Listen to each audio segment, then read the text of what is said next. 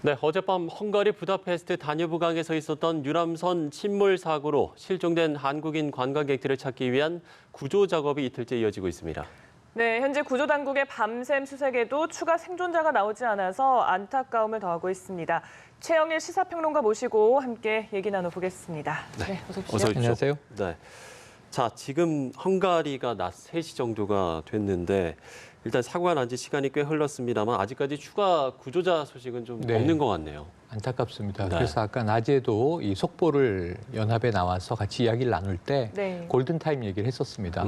지금 이게 어젯밤이지만 현지 시각으로는 어젯밤이죠. 어젯밤 9시경에 이게 부다페스트에서 벌어진 일이기 때문에 근데 우리 시간으로는 오늘 새벽 4시에 벌어진 일이고 예. 오늘 새벽에 속보로 전해져서 지금 만 24시간이 아직 되지 않았습니다. 네. 18시간 정도 지나고 있는 그렇죠. 상황이거든요. 그런데 이제 이 헝가리 상황으로 본다면 부다페스트는 이게 밤에 벌어진 일이고 수색을 밤을 거치면서 네. 새벽에 주로 했어야 될 상황이에요. 그러니까 비가 왔고 이 강물의 수위가 높아졌고 어두운 심야이고 여러 가지 이제 수색의 한계가 있었겠지만 이 동이 트면서 조금 수색에 성과가 나지 않을까라는 기대가 있었는데 네. 지금 현지 시각 오후 한 3시경 됐습니다만 아직까지 추가적인 실종자의 구출이나 확보 소식은 들려오지 않고 있어서 제일 안타까운 대목이고요. 무엇보다 지금 첫 번째는 구조와 수색이 최우선인 시간이기 때문에 네. 그렇죠. 이 유속과의 싸움입니다.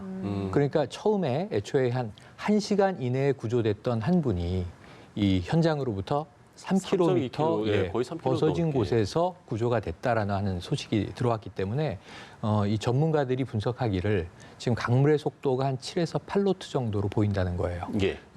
한 이제 이 10노트 내외로 보인다는 건데 1시간에 이 유속이 한 8km까지도 갈 수 있다는 거예요. 그럼 이게 10시간 정도면은 우리가 얼추 계산컨대 80km 내외가 되니까 네. 사실은 지금 서울과 춘천 거리 정도를 생각해 보시면 됩니다. 예. 우리가 한강을 이제 보면 북한강에서 이제 서울까지의 거리가 되는 거죠. 그렇게 본다면 지금 수색의 범위가 상당히 넓어져 있어야 하고 그렇다면 초기에 수습이 됐다면 사실은 사고 지역 범주 내에서 멀지 않은 가시권 내에서 수색이 이루어질 수 있겠지만 하룻밤을 꼬박 보내면서는 지금 수색의 범위는 상당히 넓어져 있다. 그나마 이게 바다와는 다른 것이 네. 바다도 물론 해류가 있습니다만 사방으로 넓게 펼쳐져 있지 않습니까? 근데 강이라고 하는 것의 특성은 지금 한강보다 강폭이 3분의 1 정도 되는 수준이고 예. 유속이 굉장히 빠르다고 하는데 어쨌든 한 방향에서 한 방향을 향해서 흘러간다는 거죠. 그러니까 사실은 이게 크로스 체크를 하면서 구조를 한다면 네. 조금 여유 있게 강 하류로 내려간 구조대가 올라오고 사고 현장에서부터 구조대가 상류에서 하류로 내려가고 그래서 그 사이를 샅샅이 훑는 과정이 있었어야 되는데 네. 아마 야간이어서 어려움이 있었을 것 같고 어쨌든 지금 더 늦지 않은 시간에 실종자의 구조 소식이 들려오기만 기다릴 뿐입니다. 예, 시간이 흐를수록 말씀처럼 이제 수색 범위가 점점 넓어질 수밖에 없는 네. 상황인데요. 지금 헝가리 현지에서는 수백 명의 구조 인력이 총 동원됐다고 맞습니다. 하고요. 또 우리나라 해군 해남 구조대도 파견이 됐잖아요. 혹시 맞습니다. 또 수색에 좀 도움이 되지 않을까라는 기대가 듭니다. 당연히 도움이 되겠죠. 예. 그럼에도 불구하고 이제 우리나라의 이제 그 수중 그야말로 수색대를 포함해서 해군, 해경 그리고 소방 모두 이제 전문가들이 추려져서 지금 2번에 나눠서 지금 출발을 했습니다. 네. 예. 그리고 대책본부장을 맡고 있는 강경화 외교부 장관도 곧 이제 출국을 합니다. 이 밤에 곧 떠나게 되는데요. 그리고 오늘 자정이 지나면 새벽 1시부터는 또 가족들이 출발을 하게 됩니다. 예. 그러니까 관계자들은 다 출발해서 현지에선 당연히 시너지가 날 것 같습니다. 그럼에도 불구하고 이 지난 18시간 동안 우리 정부가 노력을 했다는 점은 우리의 군, 우리의 경찰, 우리의 소방, 우리의 구조대를 보낼 수가 없는 상황이잖아요. 물리적 거리가 너무 멀지 않습니까? 네. 부다페스트라고 하는 곳이. 그러다 보니까 현지의 소방, 현지의 경찰 혹은 현지의 전문가와 군이 어느 정도 노력을 해줬는가가 가장 걱정이었는데 우리 정부가 끊임없이 요청을 했던 것 같고 헝가리 정부도 여기에 대해서는 최선을 다했다고 이야기가 나왔어요. 제가 네. 가장 좀 섭섭했던 대목은 첫 보도에 보면 사고가 발생하고 이 현지 시각 지난 밤 9시죠. 그리고 40분 정도 후에 경찰이 출동했다라는 보도가 처음에 나왔는데 지금 이 헝가리 경찰이 이 부분을 바로 잡았습니다. 10분 만에 출동을 했다. 이렇게 지금 이야기를 하고 있고 네. 현재 전문 구조대만 200명이 수색을 하고 있고 네. 어제 처음으로 헝가리 현지에서 나온 인터뷰는 17명의 구조대원을 투입했다였는데 오늘 보니까 10여 팀의 구조대원들이 이제 밤새 수색을 한 것 같습니다. 그래서 상당히 대대적인 수색을 벌이고 있는데 네. 안타까운 것은 이제 성과의 대목입니다. 네. 네. 이렇게 대대적인 수색을 하고 있습니다만 지금 전해지기로는 일단 헝가리 당국에서 오늘 유람선을 인양한다는 얘기가 네, 지금 네. 나오고 있는데 네. 일단 지금 실종자를 찾는 일이 더 급선무지 않느냐 이런 이야기들이 있습니다. 맞습니다. 이 부분은 좀 어떻게 보세요? 그런데 이게 또 선내 수색을 제대로 했는가 부분에 있어서는 네. 이 굉장히 빠른 속도로 침몰을 했고 에어포켓 얘기도 오늘 많이 나왔습니다만 예, 그렇죠. 이게 크지 않은 배고요. 유람선의 특성상 네. 개방된 틈새들이 많기 때문에 물이 굉장히 빠르게 실내로 유입됐을 것으로 추정을 합니다. 그렇게 보면은 지금 대부분의 이 CCTV를 분석한 결과도 빠른 속도로 가라앉아 버렸거든요. 예, 하지만 한 7, 8초 그럼에도 만에 가라앉았다는 예, 이야기도 있습니다. 그럼에도 불구하고 선내에 실종자 일부가 있다면 네. 이 배 인양 자체도 수색의 일환인 셈이죠. 그 두 가지 측면이 있습니다. 선체 인양이라고 하는 것은 첫 번째는 선내에 사람이 있는가 이것을 확인하는 작업.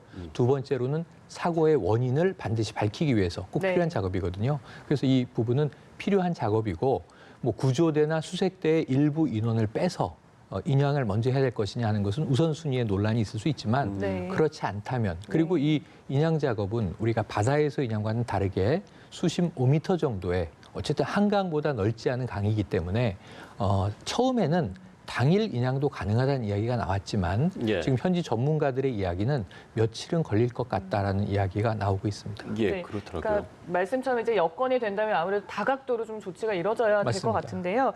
지금 헝가리 당국에서는 이번 사건을 형사 사건으로 맞습니다. 착수했다라고 밝혔습니다. 지금 그리고 배관거리가 유지되지 않았기 때문에 명백한 인재라는 주장까지 나왔잖아요. 그러니까 처음에 혼란이 하나 있었던 것이 예. 오전에 이 여행사가 발표를 할 때 예. 자, 우리 관광객이 탄 배 허블라니 호는 정박해 있는 정박 상황이었다. 중이었다라고 처음에는 그런데 얘기했죠. 대형 유람선이 덮쳤다. 이런 표현을 씁니다. 예. 그런데 문제는 오후에 이게 정정됐죠. 사실은 허블라니 호는 8시에 이미 출항을 해서 한 뭐 4, 50분 정도 이 부다페스트의 야경을 보고 돌아오는 길이었고 5분에서 6분 후면 다시 이제 선착장에 도착했을 텐데 이 사이에 아무 일이 없었다면 얼마나 좋았겠습니까마는 지금 대형 유람선이 방향을 틀면서 후방에서 추돌 한 상황이 돼버렸고 네. 그야말로 눈 깜짝할 사이에 전복 침몰이 된 상황이란 말이죠.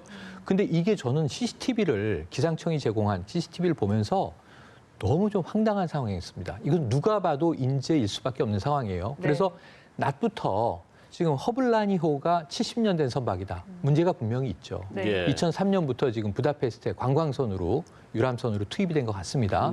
그 위에 정기 점검은 받았다라는 이야기를 하고 있어요. 네. 그러니까 이 배에 대해서도 물론 엄밀한 조사가 필요하지만 네. 원인을 규명하기 위해서는 문제는 누가 봐도 더 거대한 배가 부딪혔다면 그 물리적인 외력을 작용한 원인체에 대해서 수사하거나 조사하는 게 급선무예요.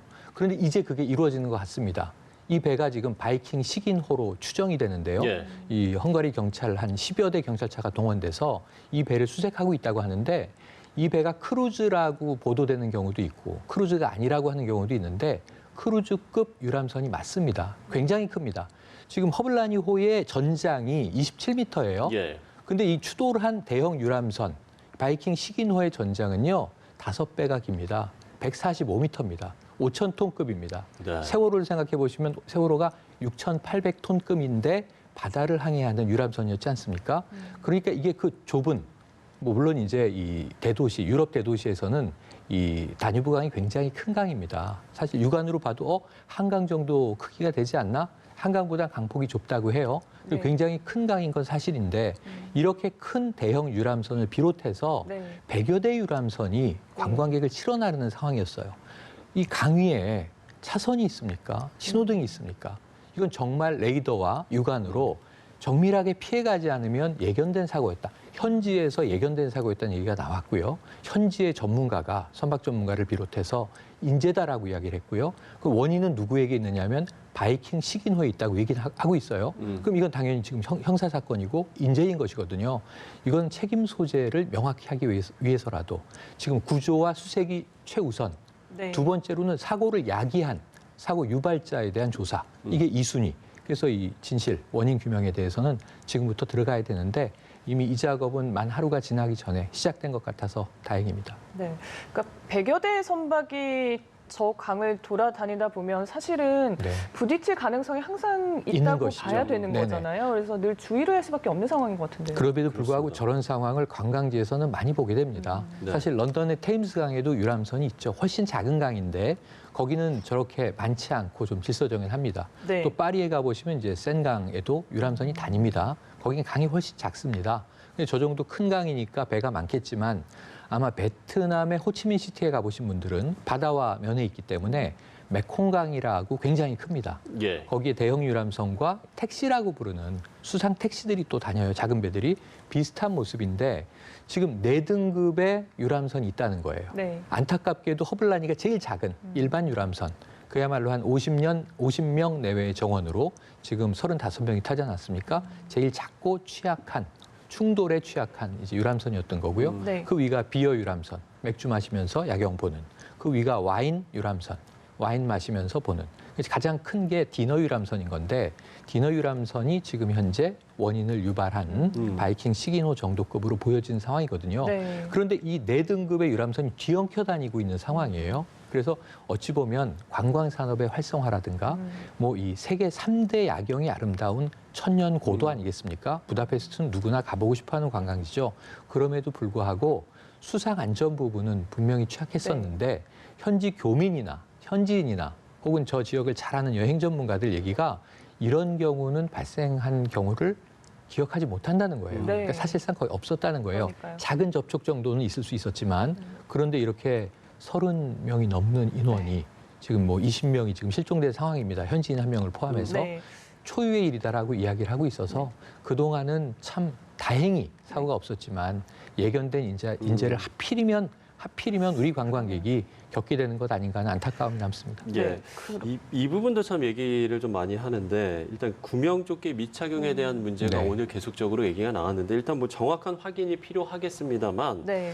일단 승객들이 구명조끼를 입지 않았다는 얘기가 나오고 있지 네. 않습니까? 이게 그런데 원래 선실에서는 뭐 구명조끼를 입지 않아야 한다 이런 이야기도 있더라고요. 네. 그러니까 사실은 두 가지 경우가 있을 수 있는데요. 이 인원수, 이 승선 인원수대로의 구명조끼를 비치하고 있다가 비상 상황이 되면 안내에 따라서 조끼를 착용시키는 경우가 있을 수 있습니다. 네. 오히려 구명조끼를 입고 있는 것이 번거로운 상황이 있을 수가 있죠. 그런데 이제 또 그렇지 않고 애초에 구명조끼를 입어야 됩니다. 여기에 대해서는 만 전문가들의 의견도 좀 엇갈림이 있습니다. 왜냐하면 오히려 작은 보트, 한강에 나가서 오리배를 탈 때는요. 이런 작은 배는 정말 이렇게 뒤집히기 쉽지 않습니까? 예, 그러니까 그렇죠. 구명조끼를 반드시 입힙니다. 이건 유원지에 가보신 분들은 다 아실 겁니다. 큰 배의 경우는 입히는 경우도 있고 입히지 않고 이 비치돼 있다라는 것을 안내하는 경우가 있는데 이 경우에 따라서 좀 차이가 있을 텐데 지금 관행적으로 네. 부다페스트의 유람선들은 거의 다 구명조끼를 입지 않았던 것 같습니다. 그러니까 지금 처음에 애초에 비가 오고 강물 수위가 높아지고 위험해 보이는데 왜 야경을 보겠다고 굳이 출항을 예. 했던 걸까? 근데 이건 지금 CCTV로 확인되지만 모든 유람선이 다 출항을 했어요. 네. 그럼 이것은 그 다뉴브강을 통제해야 되는 부다페스트에서 이 정도 기상 상황은 항해에도 좋다라는 이 확인을 했기 때문에 허용했기 때문에 다닐 수 있었던 거기 때문에 허블란이 험한 뭐라고 할 수는 없는 상황이에요. 네. 구명조끼를 입지 않았다. 이것은 우리나라 국민들 중에도 부다페스트 여행한 분들이 꽤 많으실 겁니다. 예, 단체 오늘도 뭐 관광, 많은 이제 패키지, 갔다 온 분들을 전화 심지어 연결을 TV 했었죠. 홈쇼핑에서 네. 요즘에 동유럽 상품은 많이 판매하고 있고요. 또 그동안 많이 가지 않던 크로아티아 같은 쪽도 네. 많이 지금 홍보가 되고 있거든요. 그러니까 부다페스트의 단체 관광 유사하게 9일짜리인데 5일짜리든 지금 9일짜리 6개국이든 예. 아니면 2주 14일짜리든 다녀오신 분들은 유사한 경험을 하셨는데 대부분 구명조끼가 비치돼 있다는 안내를 듣지 못했다. 그렇죠. 구명조끼가 비치됐다는 경우를 확인한 바가 없다. 네. 구명조끼를 입히지 않았다. 대다수의 이것은 증언이기 때문에 네. 예. 제가 보기엔 이제 우리나라 분들만이 아니라 부다페스트 강물 위에서 크고 작은 유람선에서 구명조끼를 아예 입히지 않았던 것이 관행 아닌가. 안전 매뉴얼에는 위배됐을 가능성이 있고요. 네. 이것은 관광지에서의 좀 이 안전 불감증, 예. 나쁜 관행이 아니었나 추정을 해봅니다. 네. 그러니까 구명조끼를 실제로 입히지 않았더라도 미리 이제 구명조끼가 어디에 배치되어 있고 네. 어떻게 입는 착용 방법이라든지 입는 맞습니다. 부분에 대한 안내라도 있었으면 맞습니다. 네 그런 부분들도 좀 안타까운 것 그 같습니다. 부분이 있었다면은 다소 도움이 됐을 거고요. 예, 지금 이 우리가 만약에- 상황에서는 예측컨대 결과론이지만 구명조끼를 입고 있는 상태에서 느닷없이 대형 유람선에 뒤에서 추돌을 당하고 순식간에 침몰했다면 대부분 갑판이나 혹은 뭐 선실에서라도 야경을 관람하고 있던 분들은 튕겨 나갔을 가능성이 높고요. 예. 그럼 수면 위에 떠 있다가 구조됐을 가능성이 높습니다. 지금 생존자 7명의 일부 증언들이 그런 거거든요. 네. 물로 튕겨 나갔는데 좀 젊은 여성분은 다행히 수영을 할 수 있었고 그런데 그 수영도 기습까지 오는데 한계가 있었을 텐데 지나가던 유람선이 구조했다. 네. 지금 이런 상황이거든요. 그러니까 이제 물 위에 떠 있어야 되는 상황인 거죠. 이 밤이 깊어가는 상황에서 또 수온도 차갑고 그런데 이게 그 안전 구명조끼를 미리 비치하고 있고 자 사고가 났습니다. 지금부터 착용을 하십시오라고 하기에는 이 사고의 순간이 너무 짧습니다. 그러니까 안타깝고 한 명의 증언이 너무 정말 가슴이 좀 막혀 오는데요. 이런 네. 얘기를 하셨죠. 저 큰 배가 우리를 향해서 오고 있었는데 설마 저 대형 선박이 우리와 부딪히지는 않겠지 하는 순간 부딪혔다는 겁니다. 예. 그러니까 하다 사고는 나버린 거거든요. 그래서 이 상황에서는 구명조끼를 아예 애초에 입고 있었다면 큰 도움이 되었을까. 이 벗고 있는 상황에서 비치돼 있으면 그 상황에서 옷을 챙겨 입었을 경우는 상당히 좀 이제 드문 이 확률이 될 것이다 이렇게 봅니다. 정말 뭐 여러 가지로 점검해 봐야 할 부분들이 굉장히 맞습니다. 많은 것 같습니다. 이번에 좀 날씨 문제도 짚어보려고 하는데요. 악천후 상황에서 어쨌든 관광이 진행이 됐잖아요. 네. 물론 여행사에서는 뭐 다른 모든 배들이 다 운행을 했고 네. 문제가 없었다라는 입장이긴 한데 맞습니다. 좀 어떻게 생각을 하세요? 그러니까 이건 여행사가 출항과 출항 금지를 결정할 수는 없었을 것 같아요. 예. 이건 이제 현지 가이드에게 권한이 있었을 것 같아요. 현지 가이드는 당연히 선박회사에 물어봤을 것 같아요. 네. 오늘 야경 보는 유람선 관광이 예정대로 진행될 수 있습니까? 스케줄마다 체크를 하는 이제 그들의 임무인 것이죠. 그런데 당연히 선사 쪽에서는 출항할 수 있다. 문제 없다. 봐라. 다른 배들이 다 다니고 있지 않느냐. 그래서 이것은 그 여행사의 책임으로 귀책을 묻기는 좀 쉽진 않습니다. 이건 부다페스트 현지 상황인 것 같고요.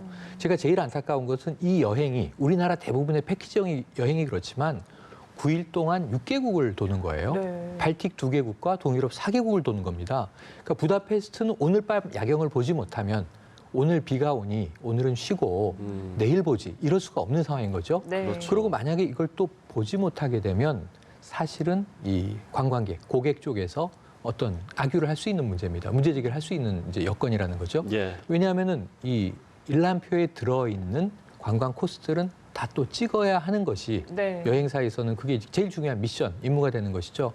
그런 상황에서 이게 참 답답하고 안타까운데요. 어찌 보면 빠듯하게, 빼곡하게 짜여있는 일정을 소화하는 과정에 무리함은 아니었을까라는 이 우리나라 이 단체 관광, 패키지 여행 방식에 대한 자성은 좀 필요해 보이나 이 케이스를 놓고 여행사의 책임을 묻기가 쉽지 않아서 아까 말씀드렸지만 결국은 부다페스트 이 다뉴브 강의 유람선들의 일반적인 안전 불감증 문제가 제일 커 보이고 이 사고의 주 원인을 따진다면 아까 바이킹 식인호에 그야말로 무리한 운행, 굉장히 급격하게 교각을 받을 것 같은 상황에서 방향을 틀다가 네. 그 앞에 있던 그 우리 배를 지금 추돌하는 상황이거든요. 그렇다면 이것은 운항 미숙이든 뭐 운전의 과실이든 이것은 분명히 바이킹 식인호의 과실이 귀책이 굉장히 커 보입니다. 네. 더욱더 안타까운 게 이제 실종자 가족들에 대한 사연들이 또 알려지면서 상당히 안타까운 마음들이 드는데 네. 여행객들이 대부분 이제 가족 단위가 많았잖아요. 네, 이거 제일 가슴 아프고요. 지금 네. 5월 말이지만 가정의 달, 가족의 달 아니겠습니까? 어버이날 있고 어린이날 있고 지금 제가 첫 가족의 사연을 접하고 가장 슬펐던 것이 자 할아버지 할머니를 모시고 엄마가 6살짜리 딸을 데리고 지금 여행을 간 겁니다. 이 네 가족이 모두 아직 찾아지지 않았습니다. 그 아버지만 지금 아빠만 서울에 남아 있었던 거죠. 그 여행사를 찾았는데 나를 빨리 현장으로 보내주십시오. 언성을 높이거나 항의도 안 했다고 합니다. 나를 현장으로 빨리 좀 보내주십시오. 아마 오늘 내일 새벽 1시에 출국하게 될 것으로 예상을 해보는데요. 일가족과 지금 생이별을 하는 겁니다. 아무런 준비도 없는. 이 가족이 지금 9개 팀이라고 여행사는 밝혔어요. 예. 사람들은 30명이죠. 그러니 또 한 사람 구조된 여성분의 경우에는 지금 이모와 이모부의 생존을 확인하지 못하고 있다. 다 이렇게 저렇게 가족들이 즐거운 추억을 쌓고자 여행을 떠났고 이들은 우리 중에 누구라도 될 수 있었던 상황이에요. 제가 보기에는 정말 많이 가는 일반적인 대중적 관광 패키지다 이렇게 볼 수 있고 또 꼭 부다페스트가 아니어도 이런 상황은 동유럽 국가 어디서든지 벌어집니다. 프라하에도 큰 강이 있거든요. 또 이제 러시아에도 아무르강이 흐르는 곳에 많이들 가십니다. 예. 그러니까 이런 것들을 보면은 우리가 이 크루즈를 탄다 혹은 유람선을 탄다 이것은 어디서나 즐기고 특히 여름에 또 패키지를 가시면 많이 겪게 될 텐데 그렇다면 우리 스스로는 어떤 안전에 대한 대비를 할 것인가. 네. 지금 제가 보기엔 저녁 시간인데 너무 고령자가 많으세요. 이 35명 중에 지금 60세가 넘는 60대 어르신들이 13분이 되십니다. 그 이분들 중에 60대는 여성분 2분만 지금 생존을 여성 1분, 남성 1분 이렇게만 생존을 하셨습니다. 예. 그런 면에서 봤을 때 또 이 중장년층, 노년층에 대한 안전 대비는 더 부족했던 것 아닌가 하는 생각도 듭니다. 네, 그리고 오늘 하루 종일 또 우리 정부도 발빠르게 대처를 했는데요. 그렇습니다. 문재인 대통령은 또 헝가리 총리와 직접 전화 통화를 나누기도 했었고 또 잠시 뒤에 강경화 외교부 장관도 현장으로 출국을 합니다. 앞으로 우리 정부 좀 어떤 대응을 해야 될지 짚어주시죠. 예, 그러니까 여행사도 뭐 마지막까지 수습에 최선을 다하겠다. 예. 네. 그리고 나서 이 정말 매를 맞을 부분이 있다면 질책을 다 받고 책임지겠다. 이런 또 강한 입장을 표명했습니다. 문재인 대통령도 아침 일찍 속보가 나온 직후에 청와대에서 대책회의를 하고 전 무엇보다 중요한 시그널은요. 아침에 이 사고 대책을 위한 본부장의 강경화 외교부 장관을 명한 겁니다. 예. 왜냐하면 이게 지금 첫 번째로 중요한 게 외교력이거든요. 골든타임의 시간에서 안타깝게도 중국 여행을 갔다가 사고당한 여행객분들도 있었어요. 호주에서 또 관광 버스가 전복된 적도 있었어요. 이런 또 얼마 전에 그랜드 캐니언에서 실족 추락 사고로 다친 청년도 있었어요. 네. 해외에서 우리 국민이 다쳤을 때 현지 전문가의 도움이 가장 중요합니다. 현지 경찰, 현지 소방, 현지 구급대. 근데 이런 상황에서 현지를 움직이지 않는다면 이건 정말 너무 슬픈 얘기라 인간에게 무슨 등급이 있는가 이런 주장을 전 이론적으로는 하고 싶지만 현실은 미국 국민이냐 혹은 약소국의 국민이냐에 따라서 현지에서 대응이 달라질 수 있다는 게 여행객들이나 교민은 느끼는 거거든요. 그럼 대한민국 국민의 위상을 헝가리 정부에서 어느 정도로 긴급하게 처리해 주느냐가 아주 중요한 사고였는데 예. 이 부분에 있어서는 헝가리는 빠르게 움직였다, 최선을 다했다. 지금도 이 대대적으로 구조인력을 투입하고 있다라고 보여지고 그리고 문재인 대통령도 이 대목에 있어서는 외교부를 앞에 수장으로 내세워서 그리고 무엇보다 중요한 시점은 현지에 네. 이 부다페스트가 헝가리 수도 아니겠습니까? 이게 주 헝가리 이 한국 대사관이 현재 있지 않습니까? 대사관에서 신속 대응팀을 꾸렸었고요. 총영사가 현장에 달려가서 이제 진두지휘를 한 것으로 보여지는데 네. 또 외사관도 나가 있는 국가입니다. 이런 부분에서 이제 우리 외교적인 역량, 외교력이 얼만큼 현지에 도움을 이끌어냈는가. 문재인 대통령이 가용 자원을 총동원해서 이 신속하게 구조하도록 하라라는 말을 아침에 하셨어요. 네. 이 가용 자원은 우리만의 자원이 아니라 타국의 자원까지도 네트워킹해서 네. 긴급하게 투입할 수 있는 능력을 이야기하기 때문에 외교력이 가장 중요한 타이밍이었다 이런 생각을 해봅니다. 예. 뭐 마지막까지 저희가 뭐 희망을 버리지 않아야겠습니다만, 뭐 헝가리 당국이 최선을 다했다 이렇게도 이야기를 해주셨는데 어쨌든 지금까지의 상황들을 보면서 좀 앞으로도 좀 헝가리 당국에도 좀 바라는 점도 있을 것 같습니다. 네, 그러니까 저는 안전 불감증인 건 확인됐고요. 예. 현지에서도 이 사고에 대해서는 상당히 지금 주목을 하고 있습니다. 네. 이것은 인재다라고 이야기가 나왔고 형사적으로 처리해야 한다. 그럼 저는 바이킹 식인호의 과실 운항이 드러나면 분명히 어떤 처벌을 받을 것이고요. 이것은 뭐 지금 논할 문제는 아니지만 예. 네. 실종자분들을 다 찾은 후에 우리가 이제 사고에 대한 보상을 요구할 때 이것은 또 중요하게 진상 규명에 작용해야 될 문제라고 봅니다. 이게 우리 국민들이 안타깝게 지금 희생이 된 상황이고 구조가 필요한 상황이지만 끝까지 헝가리 당국은 최선을 좀 다해 주시고요. 부다페스트 수상의 유람선 이 운항 문제는 반드시 시정이 필요하다. 우리 국민이 지금 가장 아픔을 겪고 있지 않습니까? 저는 네.